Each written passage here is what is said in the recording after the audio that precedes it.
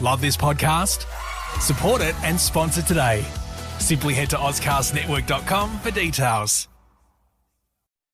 DKWilkinson.com. Professional Australian voiceovers are proud to be a four-wheeled sponsor of Negative Camber. DKWilkinson.com. With over 10,000 commercials voiced and an international award for a commercial advert. Commercial and corporate, we do make a difference. Phone messages for under $10. DKWilkinson.com. Your professional wordsmith. This podcast is proudly supported by Matt Hall from DR Kart South Australia, HandyPay, SA's leading personal lender, Patrizzi Course, and Tindo Solar, Australia's only solar panel manufacturer.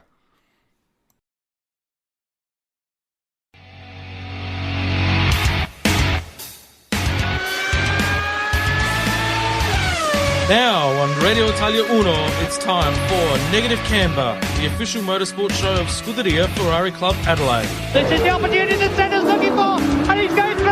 Ouch! Oh my goodness, this is fantastic! With Jamie and Lee, from karting to Formula One, we have news, interviews, and the lowdown on all the latest events in the motorsport world. Get my gloves and steering wheel. Gloves! Mark, gloves! Steering wheel, gloves and steering wheel, yeah. Come on! Move! Right now on Radio Italia Uno, 87.6 FM. Good evening, everyone, and welcome to Negative Camber, the official motorsport show of Scuderia Ferrari Club Adelaide on this beautiful Sunday night. And with me is my co-host, a very tired and exhausted Lee Harrison. How are you, mate? Yeah, good, mate. No, I'm just thankful that we had those Bang energy drinks earlier on this afternoon to power me through this evening, because I tell you what, it's been an action-packed weekend, and I'm feeling it. I'm feeling my age today. Mate, we don't do this often where we have a race and then within 2 hours of it actually finishing, we're into the studio. So fair to say it's going to be character building for the both of us tomorrow. Yeah, a tight turnaround, but that's what that's what we're made of. Let's get through it, and yeah, we've got lots to talk about. So absolutely, we'll touch on the four-stroke endurance race that you played a large part on in our karting segment. I guess we had Scuderia Ferrari Club had an event last week at Paracca, the Paracca 100, which was an individual driver event. Very successfully run by Pro Karts Paracca, I might add. So that was fantastic, and it was a good precursor to the event that we've got coming up, which is the Tailem Bend 200 on the 28th of November. Yeah, and you obviously got your eye in. Got you some fitness laps for this weekend as well. So how did it all go out there at Paracca, and how did everyone enjoy it? 100 laps at Paracca is extremely difficult, physically and mentally taxing and challenging, because the circuit itself is very, very much non-stop. But once you get into a bit of a rhythm, it's actually not too bad. But yes, I scored my first win. Good job. Congratulations. Yeah, great precursor coming into today's event. Thank you very much, sir. Appreciate that. But credit to Pro Karts for giving us 15 really good, reliable, quality go-karts. They had a new fleet that had come in a couple of weeks prior to that. And so we went out there, and the race format was a 10-lap qualifying session, 2 25-lap heats. And the grid for the 25-lap heats was actually in ascending and descending kart number order. And the qualifying session actually determined the starting grid for the 40-lap final. So we pretty much did the first three-quarters of the first event up front. And then we had a 5-minute break, and then standing start, cold tyres, 40 laps. And before you knew it was done. Yeah. But I'll probably go as far as saying I had the drive of my life to actually take the overall win in the heavy class, but finish fourth overall out of a field of 15. So, yeah, from what I heard, you held off quite a contingent of karts behind you, and you made that Soddy kart from Paracca about 3 karts wide everywhere, I heard. It's every so often I enter into scaife mode, and I had probably about 5 go-karts at one point literally sitting on my rear bumper for the entire 40-lap final. So it was hard work. At some points at the track, they were sort of lining up on either side of me, and my left and my right, and I just had to hold firm. So I had a similar battle a few years ago with one of our members, Mario Duva, and I thought that was actually one of my better drives. but to do it over 40 laps and pretty much not miss a beat, and was actually third overall on the road at the time before Jordan, fair game, got passed on like the second to last lap of the event, was actually really, really cool. It was a great build up to that. So this old fossil was in some pretty good form. Yeah, well, it's amazing that you managed to get through it without having to retire hurt or something like that. Like you said, the track's pretty full on, and it's got lots of bumps and stuff. And how did the female member of the club go? Your mum? Yeah, she did pretty well. Yep. She held her own. She's for her, it was more, I think, for someone of her age, the physical demands on the track, in particular through turns 1 and 3, where there's some pretty severe bumps. They're severe enough that it will actually buck the go-kart and actually force it to understeer offline if you're not careful. So, for her to pull up, she actually did a 100-lap event the week prior and pulled up worse in that race than what she did. So it conditioned her a little bit. But I think it's fantastic, for someone of her age to be driving like that and just wanting to get out there and do that is a credit to her. Yeah, she loves being a part of it all. She's a proud member of the club, and she helps out everywhere where the club's involved as well. Obviously, we saw her there in the canteen today as well. So, pretty proud of her and her efforts and achievements, that's for sure. Yeah. Speaking of today, I wanted to take the opportunity to thank the SRT, or the Scuderia Adelaide Racing Team members that pretty much did a majority of the pack up after I had to up and leave and bolt here, get ready for the studio and freshen up. So thank you to the members and the team for all of your help and your assistance today to make my life easier. I felt so bad. I did have guilt when I left the track, and then I had guilt from my daughter when I got home because I wasn't around all day and I was leaving the studio like Batman. So yeah. Well, you can get some guilt from me too, because I stayed until after presentations and I've still had time to go home, freshen up and make it to the studio in time. So maybe, I don't know, maybe you just didn't really want to help pack up. No, you organised the event firstly, and then secondly, you live 5 minutes down the road. So come on, man, cut me some slack. And you know what? Presidential right. No, everyone did a great job to the Romeos and Zahn and Adam and Biscuits and 100%. Everybody that undid a peg in the ground or helped fold up a tan or helped wheel something over to the container again today. The club really thanks you for your support, and even as far as the offering of treats, I think it was from Lucy, with some chocolates and some biscotti, I think it was. Really, really nice to have that environment. We obviously had the Palace trailer there that had the cookery section and the coffee making as well, proudly donated by Biscuits for the weekend. So yeah, we really had it all this weekend. It was a good vibe in the tent, and everyone was happy and having fun. Yeah, absolutely. So I guess that leads us to the next major Scuderia Ferrari Club Adelaide event, which is the Tail and Bend 200. It's going to be held on I should say the Aussie Karts Tail and Bend 200. Yes, you should. I should. Special thanks to Armando Paradiso, who's been a foundation member of the club with his soon-to-be-launched Aussie Karts business. Yep.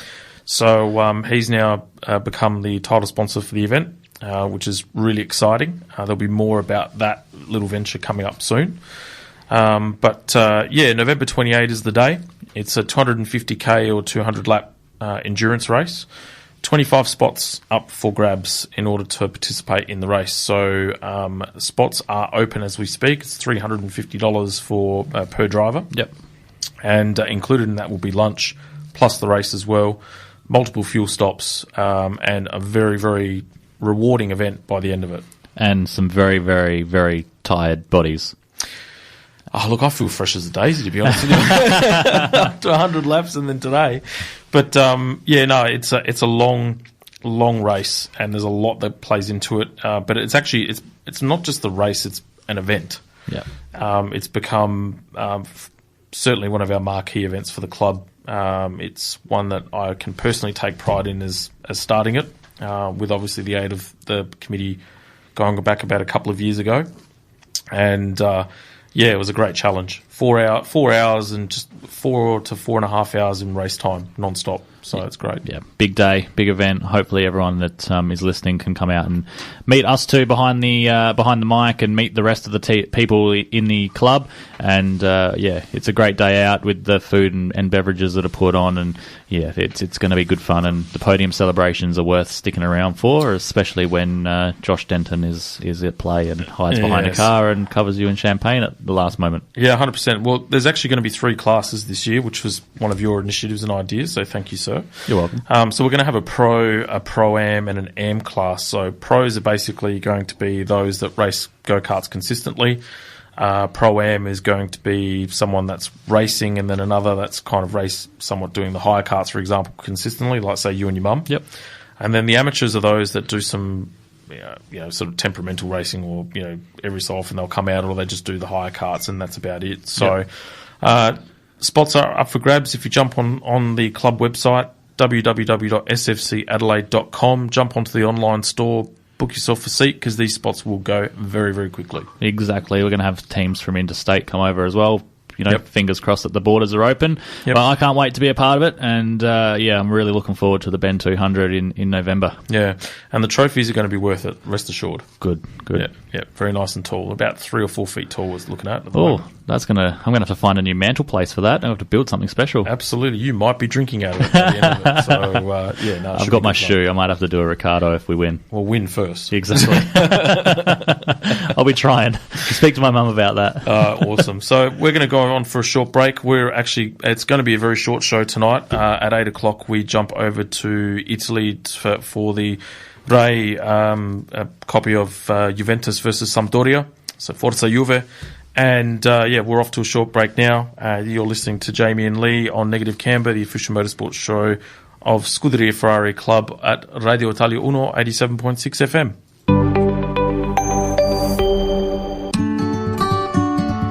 Ciao, sono Simone Berliat e vi aspetto ogni domenica alle ore 16 con Pillole di Agri Adventures, dove parleremo di cibo, turismo enogastronomico e produzione locale in Adelaide e Sud Australia. Seguitemi su Radio Italia 1, Facebook e sui social di Agri Adventures. Buon ascolto!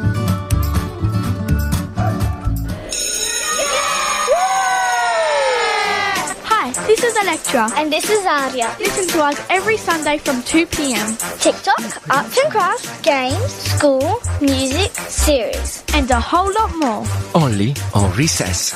Papa, it's Recess! Radio Italia 1. You're listening to Negative Camber, the official motorsport show of Scuderia Ferrari Club Adelaide, with Jamie and Lee on the Radio Italia 1 87.6 FM.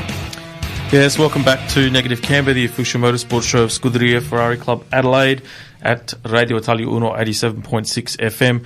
Very much looking forward at 7:30 to our special guest Michael Caruso joining the show. Time for our karting segment, thanks to dkwilkinson.com. If you want a professional voiceover, then don't look any further. 10,000 commercials voiced and an international award as well. DK Wilkinson is your place for professional voiceovers. That's dkwilkinson.com. Shout out to Daryl as well, mate. Love your guts. Right, Mr. Harrison. Mr. Lemura. Please tell us about your wonderful event that you did today, which was the first Enduro in God knows how many years at Southern Go-Kart Club. Congratulations to you, mate. That was a job well done. Thank you, mate. And thanks to, obviously, everyone at the club and everyone that supported in the background as well and helped out. And it's, without guys like John Carabas and Brett Fortania as well, and the support of the stewards and Karting Australia, an event like today doesn't get to happen. So, first and foremost, thanks must go out to them. Without them, it means nothing for me either. So, we had the first 4SS Enduro, sanctioned by Karting Australia. I believe it's the first one ever in the country. And it's the first Enduro of its kind to be held at Bolivar in about 15 or 16 years, I believe. So the last one, like I've said a few times on the show before, we have done endurance races before. We used to do the 100 lapper, and it was a perpetual memorial, Thelma Edwards Memorial Trophy, named after one of the greats of the club. It was just great to bring it back. We did 80 laps today with the 4SS. We had a huge range of differing weight and driver abilities and combos. You know, obviously everyone had to meet the minimum 310 kilo driver and kart combined, but yeah, man, did it put on a show. And far out, it came down to the last 2 laps to decide the race after 80 laps of hardcore racing. Oh, really? I didn't even see the finish. I was feeling sorry for myself wheeling our go-kart back into the pit area. So, yeah, who ended up winning the race? So I'll run through all the results. Yep. Paul Pittam and Bo Goddard stole the win away in the last couple of laps. We had Simon Enright and Jimmy Pishek in P2, Nicholas Holmes-Caravas and Anthony Harradine in P3. We had Rob Cowie, Josh Tenton, P4. We had James Bowden and Jim Gorman in P5, Skinner and Ormsby P6, and good job to our teammates there, Matt Maher and Adam Vella. They finished P7. Yep.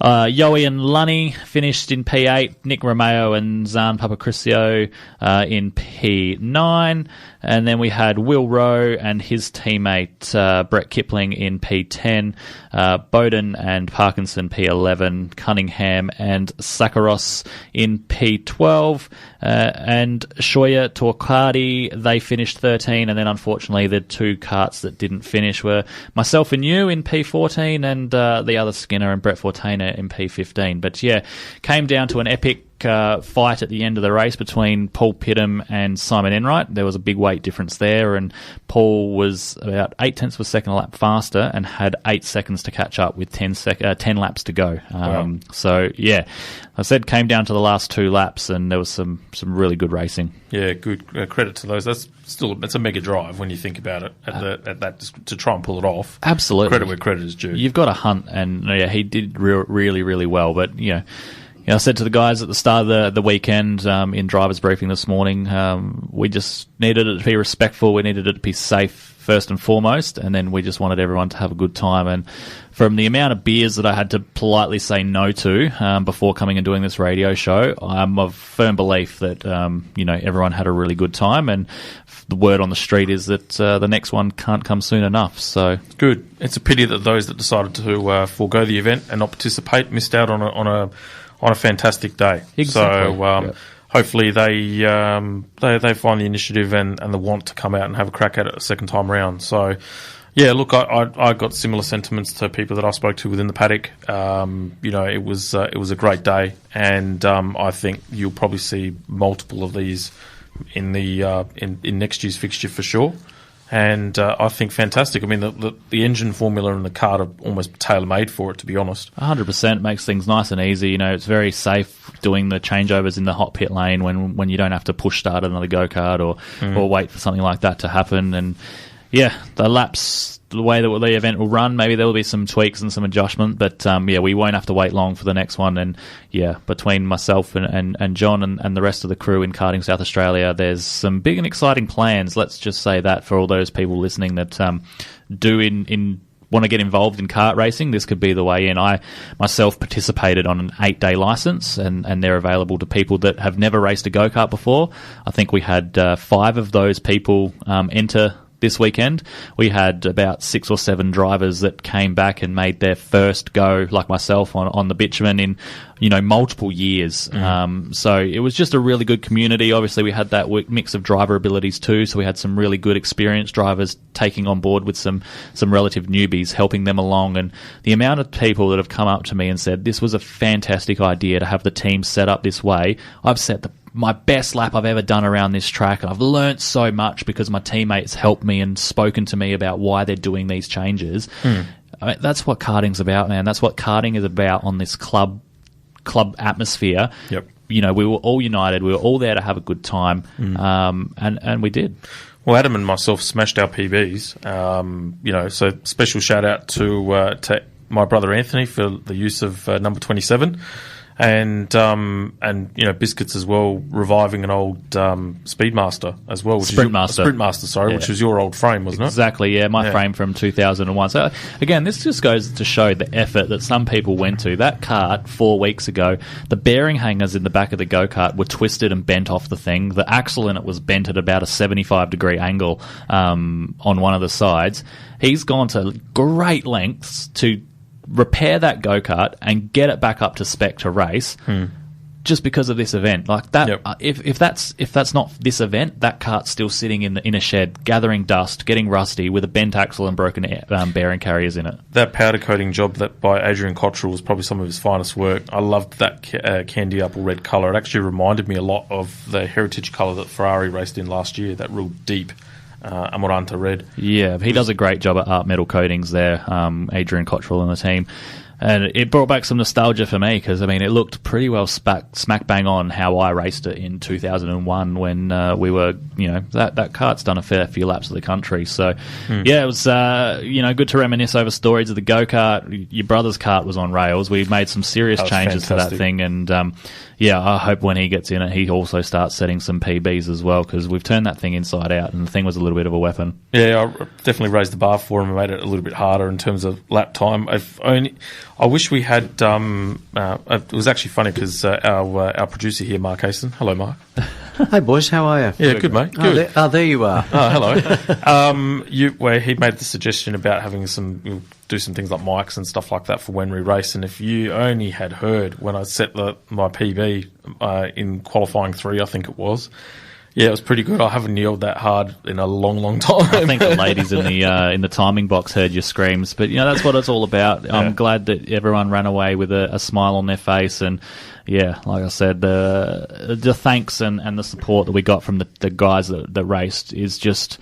Yeah, it's what I wake up for. It's what I do this for. It's what I help out in this way for. I've had my time racing in the sport to win trophies, and now I like to give back to everybody that's still supporting the sport. So, yeah, I'm happy. I'm going to sleep well tonight. That's for sure. It's I think I've got a little bit of a burnt on my right rib cage here from your muffler, from the seat, but a few bruises on my hips and my ribs. But look.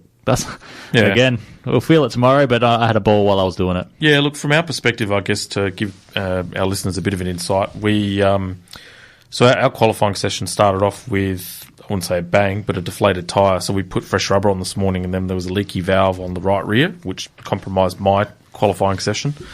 And then you popped into in session 2 and started to make up for lost time. Session 3 was obviously PB time, and then on session 4, as we were making changes over the course of the day, and it was, I'd say, probably it wasn't the ultimate fastest kart, but it was the most consistent kart because it didn't deviate in pace, whereas others were sort of peaking and troughing throughout the day.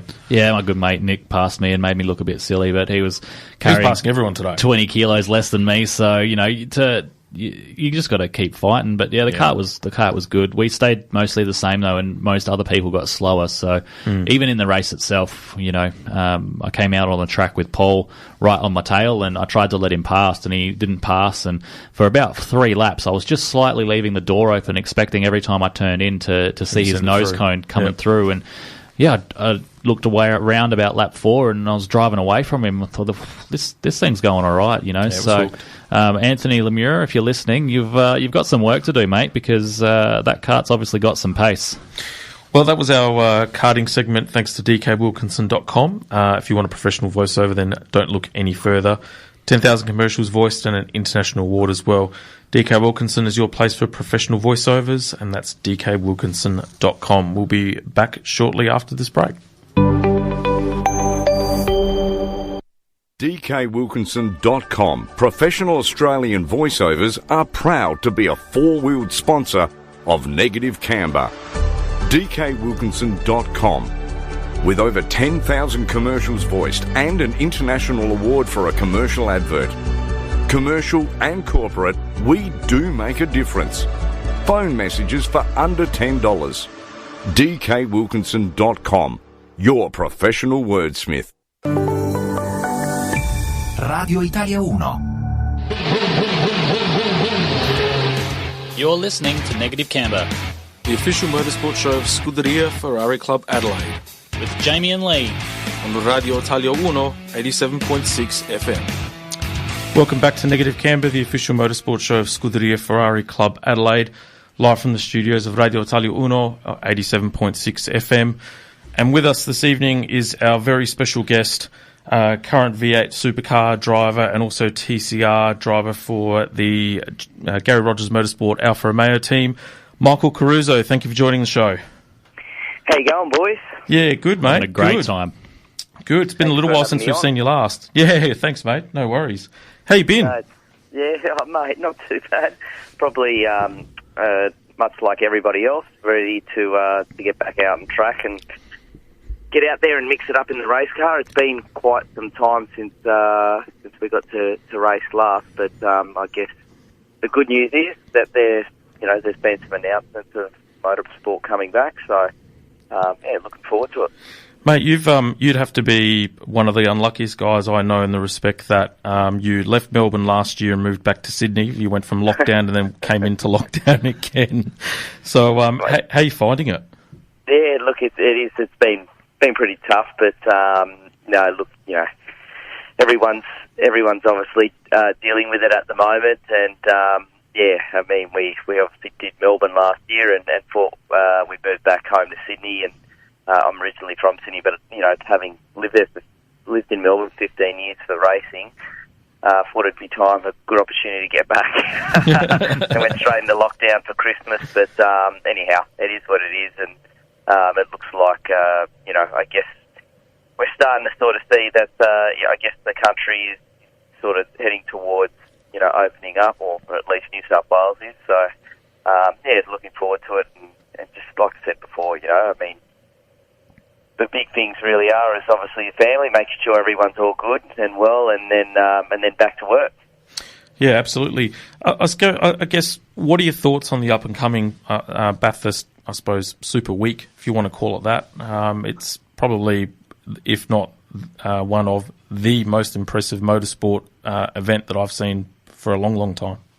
Yeah, good question. I think it's fantastic, and it's probably amazing that it's taken, the events of the last 2 years, that we're now going to have, 6 days of it feels like it's going to be like a motorsport festival. There's that many different categories that are going to be racing there, and such a great opportunity, obviously at the best track that we have in the country to sort of celebrate and get back on track, and then obviously finish it off on Sunday with the big race, obviously the 1000. So, I'm really excited to go there. I mean, I'm going to be there in the TCR car, obviously in the little Alpha, which is good. Really excited there. So, good opportunity to kick my week off, hopefully in a positive way, get a few wins, and then hopefully come away with the big one on Sunday with Winterbottom.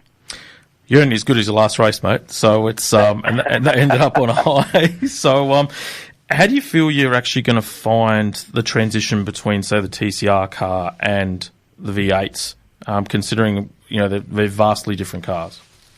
Yeah, a lot of people are. I guess it's a pretty big talking point at the moment, which is really weird. I mean, look, I think most of us, there's a few of us that actually obviously co-drivers and are going to have to do that transition anyhow. But I can't really see it being an issue. I mean, yes, one's left-hand drive and front-wheel drive and all. What else is there? It's probably only weighs 1,000 kilos the car, and obviously the supercar is what it is, and it's going much faster. But I think, in my opinion, I guess this is something I've been doing since I was a kid. I mean, when I started racing in karts, we were racing in 2 different classes on a race weekend, so they'd be completely different karts with different engines going at different speeds, and when you get to this level, if you can't manage it, you probably wouldn't have gotten there, to be fair. So I wouldn't say it's a challenge, but I'm looking forward to to obviously getting the most out of each car. Yeah, absolutely. And look, the great drivers are the ones that can adapt. That's what I always say. So you certainly stick right up there, mate, with your experience as well. So I'm assuming you're looking forward to working with Frosty and Team 18. Previously, for the last couple of years, you were working for Tickford. I'm assuming there's a vastly different approach by both teams. Oh, completely different. Yeah, they're.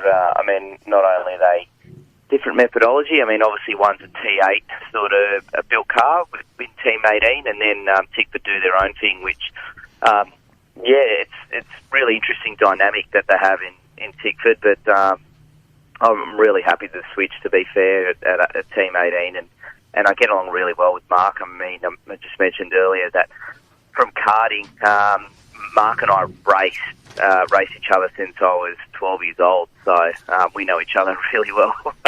We've known each other longer than we've known our wives, so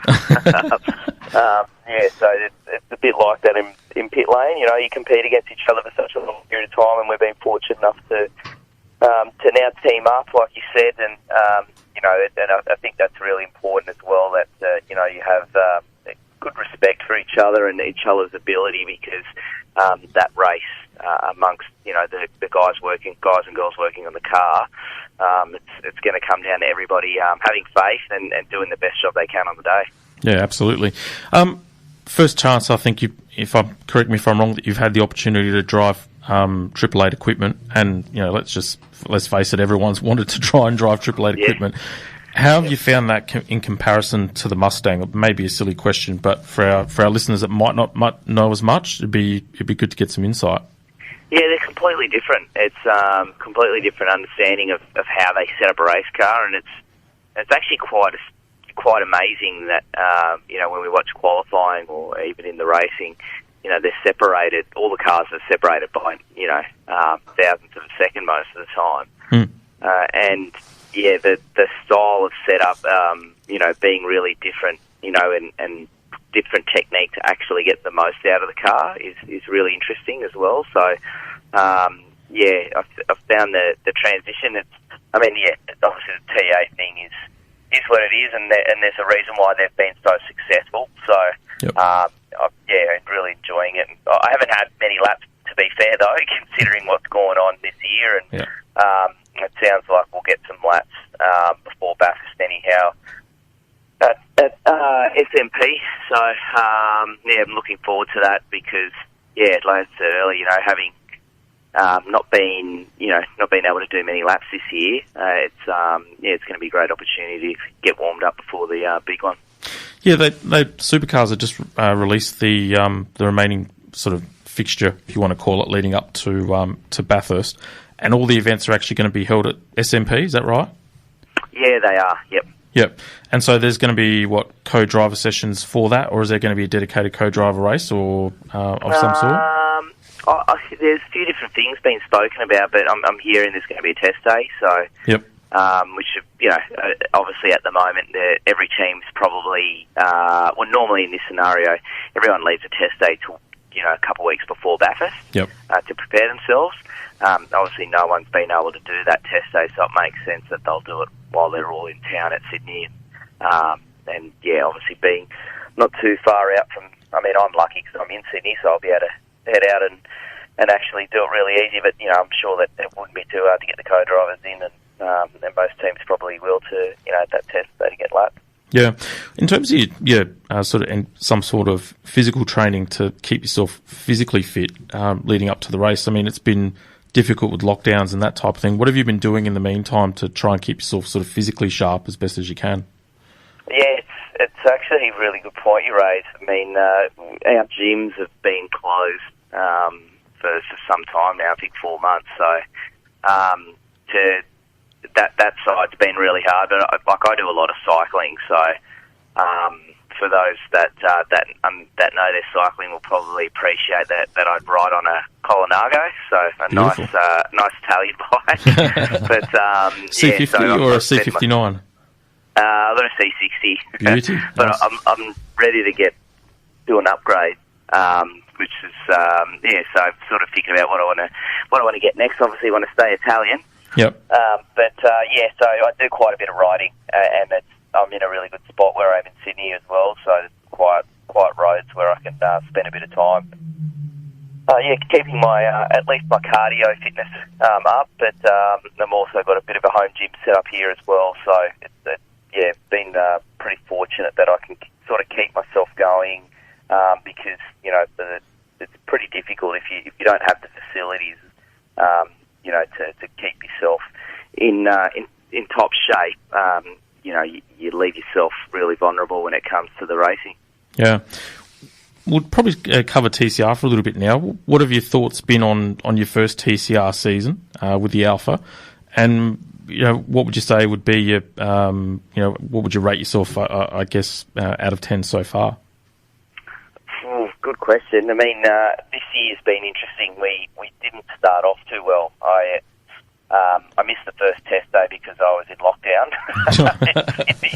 So we turned up to Tasmania. Had not been in the car for 12 months, and it was a bit of a tough one because we got taken out in the first race after having an electrical problem, which was a bit disappointing. So that sort of ruined that whole weekend. And I'm just trying to remember where we went next. Baskerville. To be honest, it feels like it was that long ago. Did you go to Baskerville after that for the special round? I didn't get to race at that race either because I had to come back home because of the whole restriction policy that they had in place at the time. So, yep. It was Phillip Island. That's right. Phillip Island. Yeah. We're in a good little spot. I think we qualified on the second row, and my good friend David Reynolds put the mockers on you. Come and open the door while it was raining. Do a bit of a pre-race interview, and a bunch of water came in the car, and then the whole windscreen fogged up. So that was, I mean, the difficult thing about TCR is you qualify, but where you finish the first race is where you start the second race. Okay. So if you have a bad first race, you go to the back, obviously, or wherever you finish, and then you got to try to make your way back up in the next two races. So, it made the first two events pretty hard, and then we went to Bathurst, and I think there was only a few cars that actually got a clean lap in, and we started down the back, and by the time we got towards the front, it was the end of the weekend where we had a four-lap race. So, anyway, it was tough for opening few rounds, but I thought it was pretty good that we could turn it all around at SMP, and as you said a bit earlier, come away with the win because it's not a track that's probably suited to the Alpha. Yep. And to beat the Hyundais, who should clearly have a big advantage at that circuit. It showed that we've made some big gains in between those events. Yeah, it's Are you you're going to be doing another year in the Alpha with GRM? Is that a contract? Yeah, I am, mate. I'll be another year in the Alpha. So cool. To all the Alpha lovers out there, come out and support us. Love it. It's a good little car. They're obviously really quick. GRM are obviously the agent for Alpha here in Australia. So the relationship works really well. But obviously as a young boy with Italian heritage, it's pretty cool to be able to win races in a manufacturer like Alpha, and I know my dad loves it as well, which is nice to see on the side of the track. Yeah, no, it's awesome. It's my brother's actually got a Giulietta Cloverleaf, so in exactly the same spec as yours. So it's a fantastic little car to drive, very zippy as well. So for myself, I've actually been a massive fan of TCR. It reminds me a lot of the Super Touring era, which I'm a massive fan about as well. Yep. Yeah. It was a good era. I mean, pretty hard to forget the famous Alpha that Tarquini was in, and obviously pretty dominant. And, so they're a good car, and I think when racing resumes, which it's likely to obviously be at Sydney Motorsport Park again, I'm looking forward to trying to come away with some more results. Yeah, excellent. Michael, you okay to hang on the line? We're going to go for a short break. We'll come back very shortly after some messages and sponsors, and we'll explore a little bit about Below the Bonnet and the Italian heritage of yours. No problem, mate. Thanks, mate. You listen to Negative Canberra on Radio Italia Uno 87.6 FM. We'll be back shortly with Jamie and Lee and our special guest Michael Caruso. Radio Italia Uno. You're listening to Negative Canberra, the official motorsport show of Scuderia Ferrari Club Adelaide, with Jamie and Lee on Radio Italia Uno 87.6 FM. Welcome back to Negative Canberra, the official motorsport show of Scuderia Ferrari Club Adelaide on Radio Italia Uno 87.6 FM. We have our guest Michael Caruso on the line. Welcome back, mate. It's, I guess, Caruso obviously being an Italian surname. Tell us a little bit more about your Italian heritage, I guess, where your parents came from or grandparents, etc. I can't even remember what year he came over here, but he's from Calabria in Catanzaro. And yeah, he came over as a young kid, and yeah, like most of the old folk, they did it pretty hard, and they worked really, really hard. So I was really fortunate that he, sort of allowed me to follow my dream, which was something that he always wanted to do, but obviously couldn't afford to do at the time. So, we're obviously very big Ferrari fans, fair to say, and we'll be watching tonight very intently with Carlos on the second row, because I know how exciting it is to sort of see them go well, and it's, as I said earlier, with the Alpha connection as well. It's, I think for all of us that have that background, and even those that don't, that the brands and I get, from everything, even food, and as I said earlier with the bikes, it's something that we love following and supporting. Yeah, absolutely. Ironically enough, I'm half Calabrian as well. So my mum comes from a little paese called Carreri, so it's more in the hills of Calabria as well. So half Sicilian too, mate. So as they say in Italian, testa dura for sure. So, how did you get into motorsport? So tell us a little bit about your journey to where you are today. Yeah, my dad used to.